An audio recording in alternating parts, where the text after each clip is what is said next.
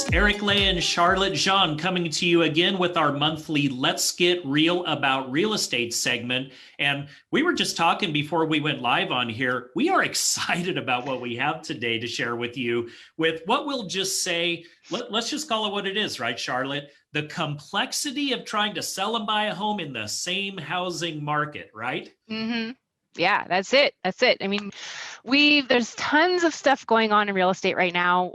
We've talked nonstop about how inventory is low and there's lots of buyer demand, and so the prices are going up. And so we have sellers in this market that are thinking, well, now would be a great time to sell because I want to bank on that equity that we have. In fact, I was just reading yesterday that CoreLogic said that the annual year over year, like our market, Idaho is the second in the nation for the amount of equity. It was $48,000 on average year over year. So that's a lot that, in equity.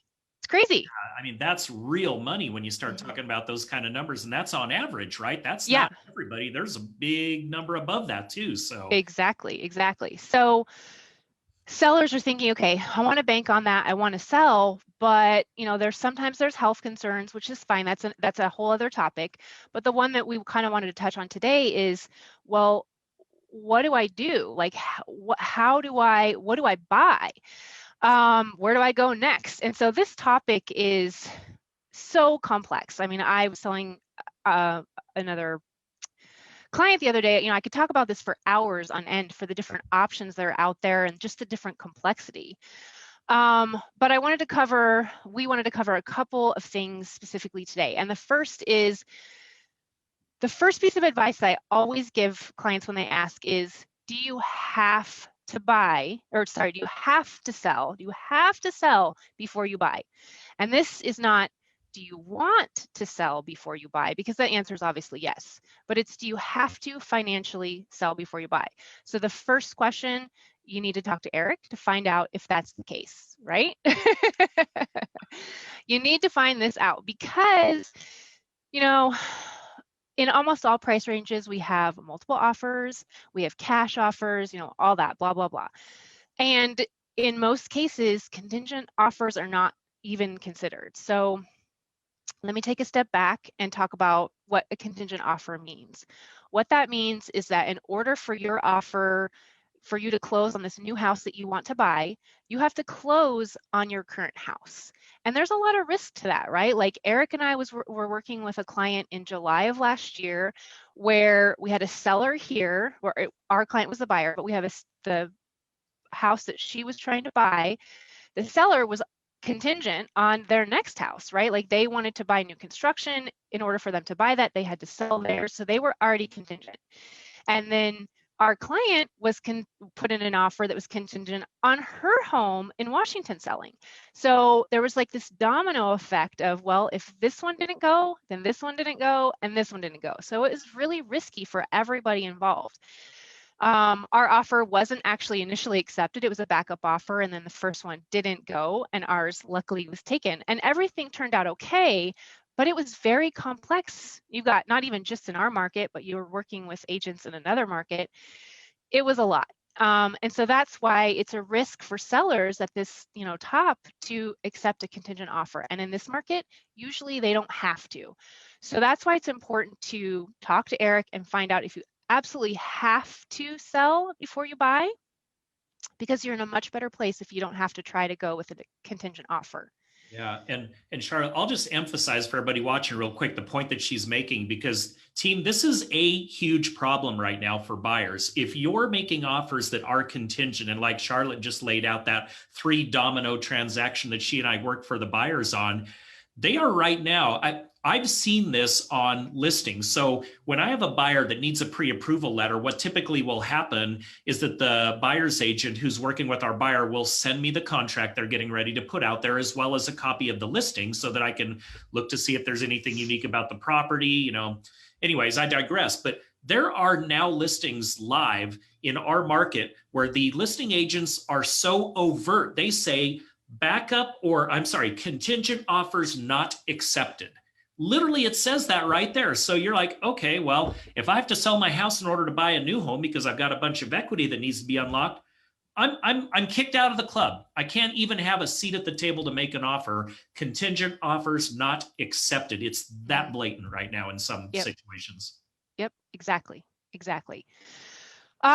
So that is why it's so important to find out for sure whether you have to.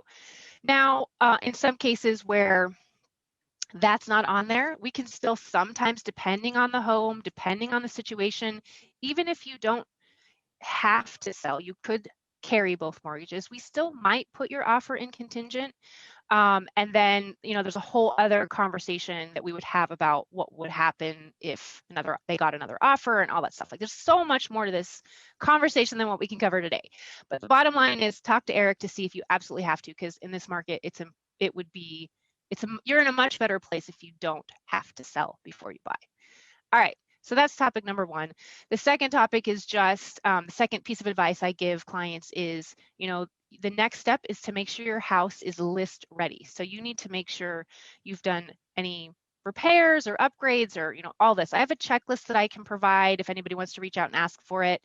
Or maybe I'll put the link to it in the description later, or in the comments, that you can go through to kind of help get your house ready. Because if you did have to be contingent, or even if you didn't, you want your house ready to list and to go, ready to go, so that when you find that house that you want, you're live. Okay, so then the third point that Eric's got this really awesome tool that he was showing me. So sellers will often say, well, does it make sense financially? Like, all the prices have gone up. Yes, the interest rate is down, but the prices they've gone up everywhere. So does it make sense financially to do it now or to wait? So Eric, let's take it away. Yeah, no, perfect. And that's a great segue and lead in, because here's the thing, everybody. The idea of purchasing a home in an expensive market where prices are going up and up and up, it's kind of scary to some of our buyers. Charlotte and I talk to people all the time, and that's always on the forefront of their minds. Yeah. So the tool that I'm having to share with people to, I guess, just try to take away some of that anxiety and release that a little bit is what I call the cost of waiting tool. So Charlotte, just video check. Can you see this on your screen? Okay, perfect. Yeah, okay. So for this example, I have a $400,000 home. Charlotte and I work primarily in Southwest Idaho, Treasure Valley. So this is Ada County, where we have property taxes of $3,000 per year, homeowners insurance of about $1,000 per year, and a $400,000 purchase where we're going to use a conventional mortgage with 5% down, just 5% down.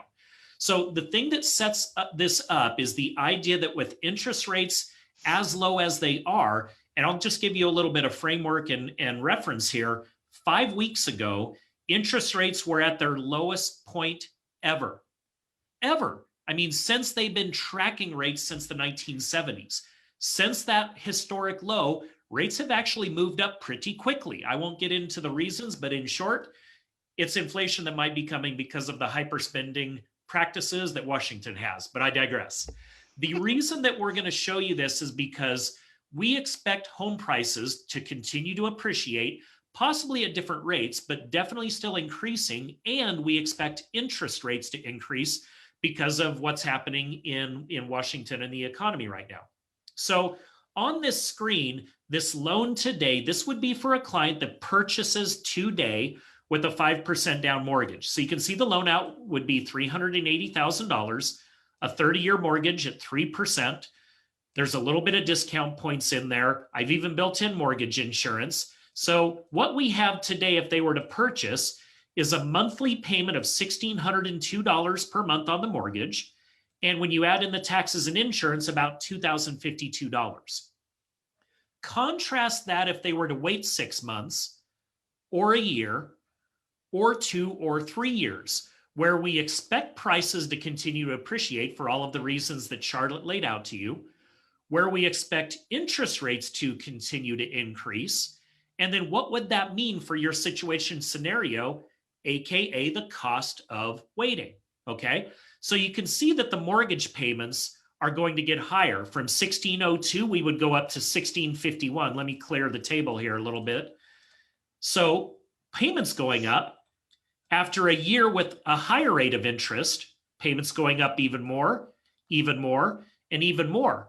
So cost of waiting there. But also, if you think about the 5% down, if your price point increases, well, your monthly, or I'm sorry, your cash into the transaction is going to increase. So waiting, assuming that we're in a rising rate environment, which we are right now, and assuming that property values are going to continue to increase, which Charlotte can show you chart after chart and data galore, why that's probably going to continue. We think it's wise to not wait, and it makes more sense to purchase now. Some more graphs that I'll just leave up here on the screen for a little bit there. The value of the appreciation of the property, obviously. The payments over time are going to increase. But the thing that a lot of people don't realize and think about is just the loss of amortization by not paying a mortgage. If you think about every time that you have a mortgage payment due, there's a portion of your payment that goes towards paying that loan back. Well, if you're renting, all that money is going for nothing. So the amortization loss, which is illustrated right there, that's just simply not having a mortgage that you're paying down and therefore gaining equity on. So it's pretty easy to see and understand why we're pretty passionate about why this makes sense, because just even waiting for 1 year, it's going to literally cost you $23,452 more dollars, assuming that rates rise by about 0.3% and your home value appreciates. All those things added together, it ends up being very, very expensive by waiting. So hence the cost of waiting there. So Charlotte, any thoughts on any of that I shared right there? I think it's laid out so well. The only other thing that I would add is, obviously that chart shows the national average of appreciation, home price appreciation. And, what we're seeing in the Treasure Valley is 20 to 30% year over year right now versus the traditional 3 to 5% per year. So it's a much larger jump as far as home price appreciation. And I think, one thing that, like, if you're in your new home and you're building that equity on your new home, like, it makes a lot more sense, even if you're not renting now, like, you're building equity in your new home rather than your That's current right. home. The sooner you do that, the better. So like Eric said, we're very passionate about it. I mean, I want what's best for all of my clients. And, there's some situations where maybe it is better to wait for a seller just based on not the financials, but based on your specific scenario on what you need. But I think overall, for most people, for most sellers, it makes sense to do it now rather than waiting, and you can see via the finances. So if you have questions on that, like what options are as far as what your home is worth, what it would sell for, what you would have in equity, please reach out to me. If you have questions on whether you have to buy now or have to sell before you buy, reach out to Eric. Like, there's just so much that goes into this conversation, and we want to make sure that you have all the information you need to make the right decision for you and your family. So that's the Yeah. only thing I would add.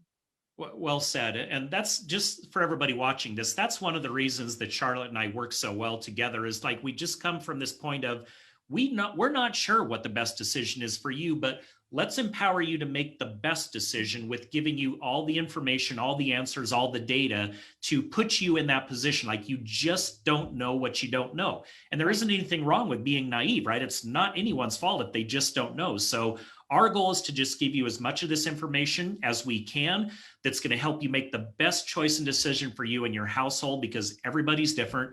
Everybody comes from different situations.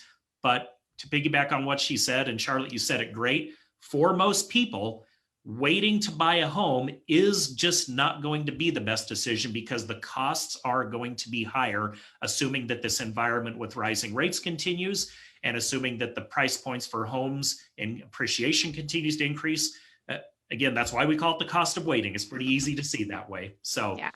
so in the Facebook Live, if you're watching this on here, and again, thank you if you are, we have posted a link to this exact same example that I put up here on the $400,000 purchase with 5% down. So feel free to take a look at that. Feel free to download that. But most importantly, if this is prompting you to think about your situation and scenario, and you'd like to reach out to Charlotte and I about this, we can put together a custom one for your scenario and just give you that data that will help you to make the best decision for you and your household. So I think, unless Charlotte, any more words of wisdom that we want to add on there? No, just reach out if you have questions. It's, we're here to help. Perfect. Okay. Well, you can go check into the Facebook comments too after this. Charlotte and I will each put our contact information in there to reach out to us. I mean, you can call us, you can email us, whatever is the best for you. We're here to help and just want to be a resource for any of you who have questions around this topic or anything real estate. So, Charlotte, always good to do these with you. Thanks so much. And everybody, we hope to see you again soon. Take care. Let us know how we can help.